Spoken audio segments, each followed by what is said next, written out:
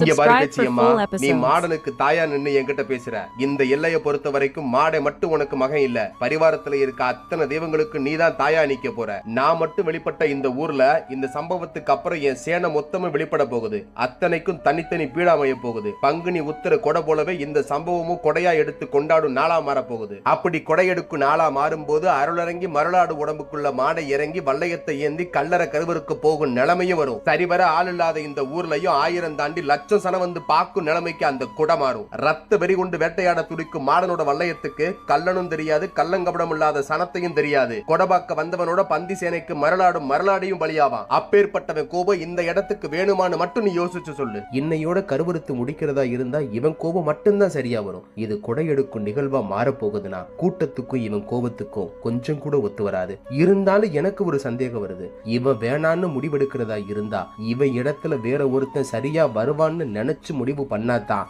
இவன் வேணான்னு முடிவெடுக்க முடியும். அப்போ இவனுக்கு பதிலா கருவறுக்க போறது யாருன்னு நீங்க ஏற்கனவே முடிவு பண்ணி வச்சிருப்பீங்க. அது யாருன்னு சொல்லுங்க. அத நான் யாருன்னு சொல்றேன். உதிரமடா, என் அருவாள் எடுத்து தீட்டு. ஓங்கி வெட்டுனா தலை தனியா கலண்டு விழுகணும். அந்த அளவுக்கு அருவா பதமா தீட்டணும். கல்லர்களை என் அருவாள் எடுத்து கருவறுக்க போறது யாருன்னா மாடனுக்கு இணையா கோபக்காரனா இருந்தாலும் மாடனை விட பொறுமையானவன், முக்கியமா என் கட்டளைக்கு கட்டுப்படுறவன். அதத்தான் யாருன்னு கேக்குறேன். வன்னியராஜா முன்னவா, உதிரமாடன் திட்டி வச்ச அருவாளை என் கையால கொடுக்கறேன். வாங்கிக்கிட்டு மாடனுக்கு அம்மாவான பேச்சு உனக்கு அம்மாதான். அவகிட்ட ஆசி வாங்கிக்கிட்டு கல்லற கருவறுக்க போ. நீ வீசுற வேகத்துல தலையும் முண்டமும் தனித்தனியா விழுகணும். இனி இந்த எல்லைக்குள்ள களவெடுக்க நினைக்கிறவனுக்கு இந்த சம்பவம் அடிவயத்துல பயத்தை உண்டாக்கணும்.